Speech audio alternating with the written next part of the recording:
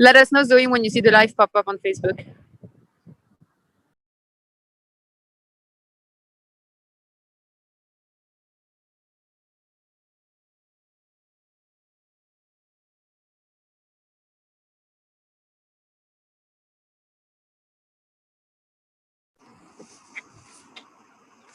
Welcome everybody to our digital Fridays for Freedom protest that we hold every week since July in front of key places for freedom. Today I'm in front of the Russian embassy in London to commemorate and protest against what's going on in the streets of Moscow, St. Petersburg, and many other cities of Russia in support of Navalny. There's been incarcerated without any reason, just because he stood up for freedom in front of the dictator Vladimir Putin. Today, I'm gonna introduce the topic of this protest. I'm gonna tell you why we stand for freedom and for democracy every week since 6 months. And then I'm gonna hand the mic to Glacier Kwong, a Hong Kong activist that is here with us digitally, and she's connecting from Germany. If everything was fine with the video, we're live. It's a noisy street. It's a very noisy street in front of the Russian embassy. But I think we are ready to begin. So once more, welcome everybody to this very important moment. Because of COVID-19, we have created these digital protests. They are going on all over the planet, where activists like me, like you, stand for freedom and try to keep up the light of freedom, protest, and activism in these dark times. Today in particular, as I said before, we're in front of the Russian embassy because, as we have seen in the news since a couple of weeks, Russia is in turmoil because of the fact that the few people speaking up against the authoritarian regime of Vladimir Putin has been systematically incarcerated. And this is an incredible sad news for the world. Why? Because Russia is sliding back into the dark time of authoritarianism, exactly as many other countries around the planet. Venezuela, Belarus, Hong Kong. Democracy is in retreat. And the only thing that can support the struggles for freedom is people like us all over the planet speaking up and ensuring that those that are now incarcerated, in prison, and maybe tortured are not forgotten. And this is why, as now, we have started this protest 6 months ago called Fridays for Freedom, where we gather and we advocate for the creation of a League of Democracies. What is a League of Democracies? Is big countries, major democratic countries, coming together to protect freedom fighters all over the planet.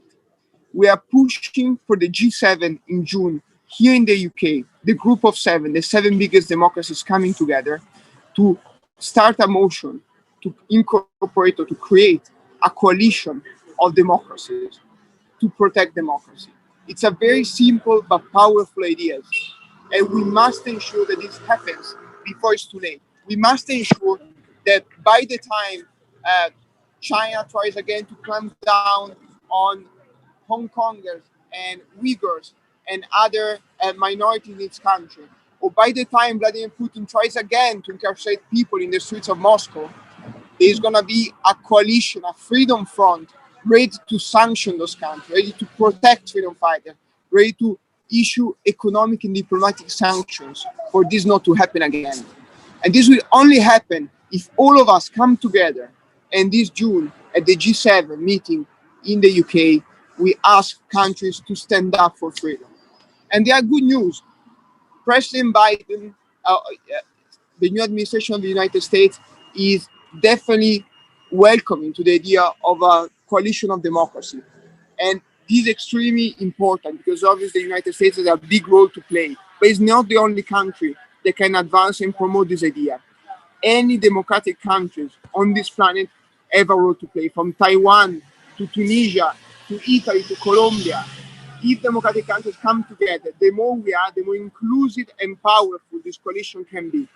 So I call upon you, from wherever you're following this Facebook Live, please, please, please join forces with us or with any other group calling for freedom and democracy, and ensure that your country have a say in this coalition and build this coalition with us. We can't do it alone. And if we don't do it, we've seen in history what happens when democracy is retreat. As in every protest, I remind fellow activists, we can't do it alone. And if we don't do it, we've seen in history what happens when democracy is retreat. As in every protest, I remind fellow activists, we can't do it alone. And if we don't do it, we've seen in history what happens when democracy is retreat. As in every protest, I remind fellow activists, we can't do it alone. And if we don't do it, we've seen to take over and rule regions, continents, and destroy lives. And we are on the brink of seeing something like that. And we need to fight back. We need to fight back with all our strength and bravery and courage and ensure that the flame of freedom is not suffocated once more. So exactly as 8 years ago, many of our grandparents and great-grandparents have fought back and at the end it prevailed. We must ensure that this generation, of which you take part and which you take responsibility, must fight back as well. And we cannot do it, we shouldn't do it only for us, but we have to do it for our kids, for our grandkids, to ensure that they grow up in a world where freedom is a human right, where it's normal to vote. But we have to do it for our kids, for our grandkids, not rulers deciding they grow up in a world who are citizens, where freedom is very human rights. And so I call up on you, as I said, we have to do it for join this global, not rulers deciding grow up in a world where freedom is very human rights. And so I call up on you, as I said, we have to do it for join this global, not rulers deciding grow up in a world where freedom is very human rights. And so I call up on you, as I said, the mic to Glacier. Is here with us, a pro-democracy activist from Hong Kong, now residing in Germany. They is pushing incredibly hard for Germany to sanction Hong Kong officials. They are responsible for the horrible crackdown on human rights and democracy happening in Hong Kong nowadays. Glacier, can you hear us? Yes, hello. I'm Glacier Kwong. I am a Hong Kong activist. I'm born and raised in Hong Kong, and I came to Germany firstly for my studies, and then because of the activism that I'm doing here in Germany and all the lobbying efforts that I'm making, I now face the fate of not being able to return to Hong Kong. So technically I'm in self-exile right now. And I feel very strongly about this Fridays for Freedom initiative and all the solidarity actions of people all over the world in support for freedom. Because as Martin Luther King said, injustice anywhere is a threat to justice everywhere. We're caught in an inescapable network of mutuality tied in a single garment of destiny. Whatever affects one directly affects all indirectly. And this is precisely the case of Hong Kong. Hong Kong being this tiny bit of places on a map that you can hardly see, but simply being a black spot on the map actually affects a lot of the political arena and the international stage. Ever since Hong Kong was known by people, we were already a colony. We were a British colony at the first place. And then on 1997, we were handed over to China. And we were at the time being deprived of the right to self-determination. We were supposed to be enjoying a referendum and decide what do Hong Kongers want for their fate. But under the Chinese influence, the United Nations decided to remove us from the colony list that caused us to lose the right to self-determination. And so between the negotiation of the United Kingdom and China, Hong Kongers never actually participated in the process. And so we didn't actually get to discuss or think about what we want for our future. We were simply being told what to do. And it's a sad fact that Hong Kongers were never the subject of Hong Kong. We are always the object. We're always being told what to do. We are always following orders, no matter it is from the United Kingdom before or now from Beijing. So we have become somehow like a property and a battleground now for two ideologies. The fight between freedom and dictatorship is happening right now in Hong Kong. And sadly, we are now not on the upper hand. This is an uphill battle that we all have to fight. And over the years, we have exhausted a lot of means. We tried to enter the system. We tried to run for election. We tried a lot of things, but none of those things worked. And I remember on the 1st of July, when all of you might have known that a lot of protesters breached into the Legislative Council, and there was a slogan that was being sprayed on the wall that says, "It is you that taught me peaceful protest doesn't work." And I feel very strongly about that phrase because in Hong Kong, we did exhaust a lot of the means that we have on hand, and we tried our best. However, we still didn't get what we want. We don't have freedom now. We are even being cracking down on. We're losing a lot of the things that we used to have or we deserve to have. And that is basically why I devoted myself as an activist, because I want to prevent this from happening in the first place. I saw the chance of freedom being taken away from us, and therefore I devoted myself in the democratic movement and the work to prevent surveillance from happening in the city and so on. But sadly, we didn't do enough, or it is just very difficult to prevent or preserve freedom, and then we're now somehow seem to be like on the losing side. And therefore we are always asking for humanitarian aid from other countries. For example, the UK has provided with the BNO scheme, Canada and Australia provided us with lifeboat programs and so on. And it is the fact that there are a lot of countries and a lot of people that are supportive of us. They're providing us with backup plans. And this is why we can fight without worrying so much, because we know there's always a backup plan for us, and there is always a way to safety, even though it's going to be extremely difficult. And therefore, this is why Hong Kongers are have been always lobbying for support. We are not asking someone else to fight our battles, because freedom and democracy for Hong Kong, it's a fight that we Hong Kongers have to fight. But we're asking for humanitarian aids. We hope that other countries will help us and ensure there is a basic level of protection of basic human rights. That's why I am asking for LIFO programs in Germany. I'm lobbying for the German government to call off that investment deal between European Union and China, because that is just unjust. It is okay and marginally acceptable to trade with China, but a trade deal with China is fundamentally different from having trade with China, and we Hong Kongers want that to change, because having a trade deal simply means they are endorsing the legitimacy of the CCP regime, which is not democratic at all. And Germany, as a freedom-loving country, should always honor its promise under the Treaty of European Union and the Universal Declaration of Human Rights to defend human rights. And generations of Germans has fought hard to win freedom and democracy. And we Hong Kongers can no longer express our thoughts freely without the risk of prison. But many Hong Kongers still choose to remain in the territory or go abroad to continue this fight. That is still our home. And once we know if the free world has our backs, we will continue standing up for the fundamental rights and democracy with more creativity, courage, and resilience. Because human rights is simply the rights to have rights. They don't apply more to some people but less to us or any other people on the planet. And that's why we are all doing this. And I really hope whoever is watching this, or whoever that feels very strongly about these things, should stand up and speak up. You may feel like, oh, the situations in Russia, in Hong Kong, in Thailand are actually very far away from you. You don't know how or what you can do. I would strongly suggest that you start by looking into the news. You read news about other places every day, and then you share with your friends. You talk about these concepts, talks about the struggles in other places that you see with your friends. Let more people know about what is happening in the world. This is always the first step. Acknowledgement of what is happening is always the first step to change. And you can think about, in your position, what can you do? Are you consuming consciously? Are you buying products that are made in China and possibly benefiting from forced labor or human rights violation? Or are you like buying things that are good for the planet? Are you buying things that are good for human rights and freedom? Are you doing that? And if there is an election coming up, always take into consideration about the candidates that you choose.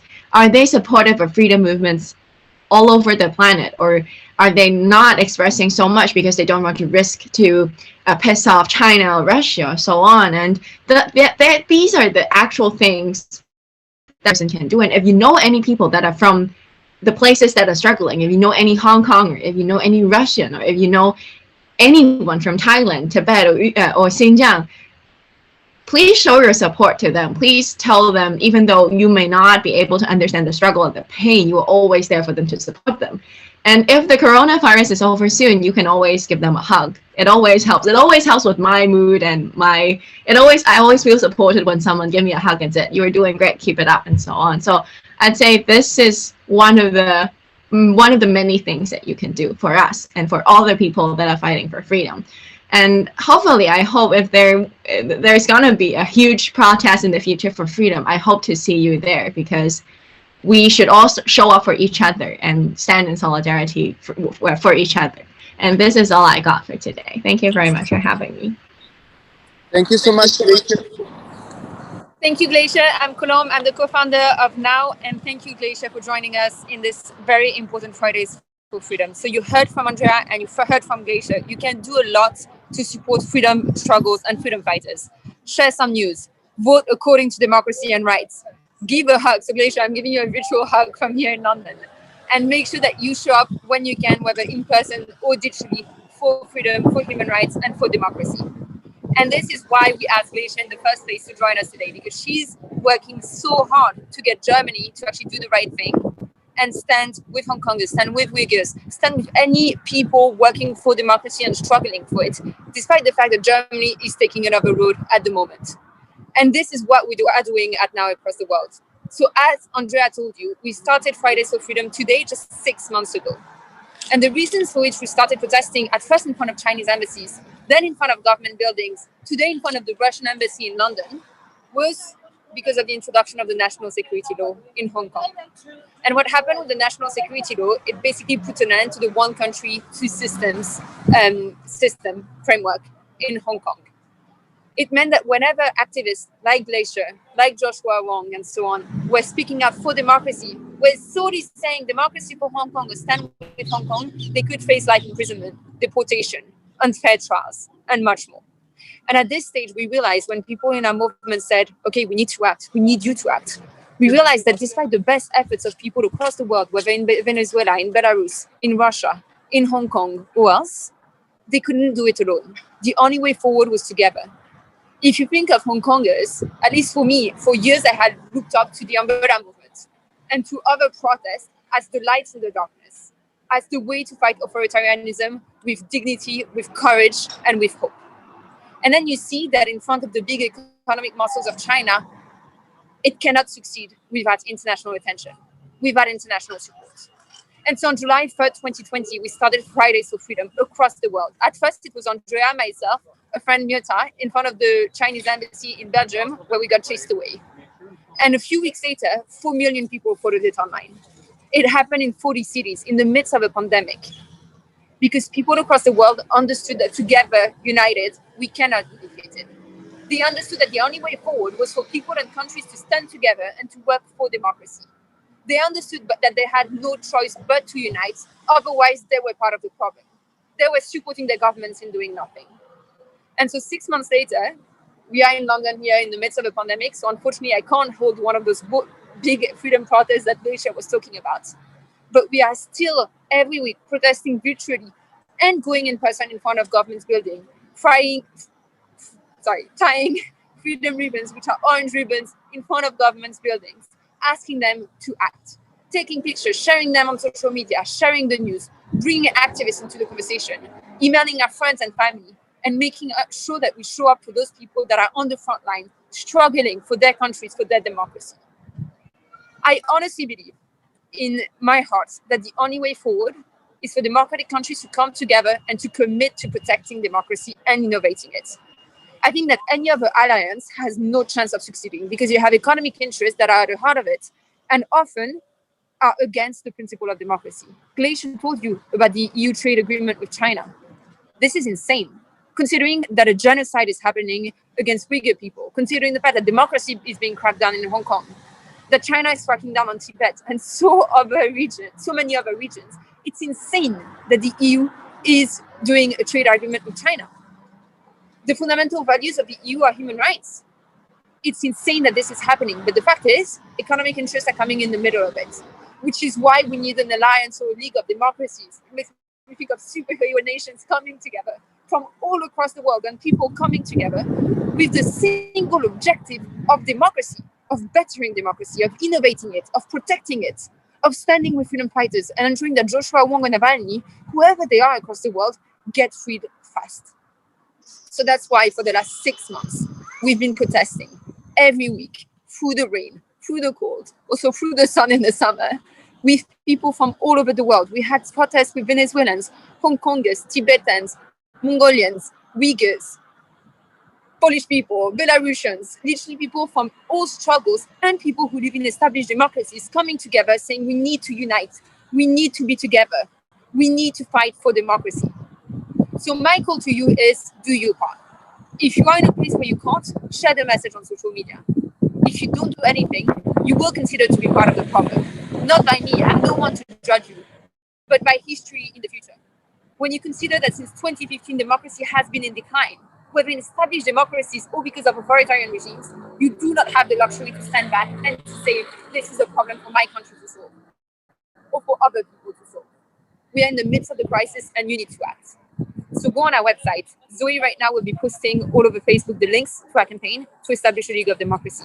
We are working very, very hard to get the G7 to start it, but not just the G7 or Boris's G10, but actually to include all democracies on earth who want to protect democracy. Because together, united, we cannot be defeated. So join us, join Fridays for Freedom, do your part, and thank you for protesting virtually with us today.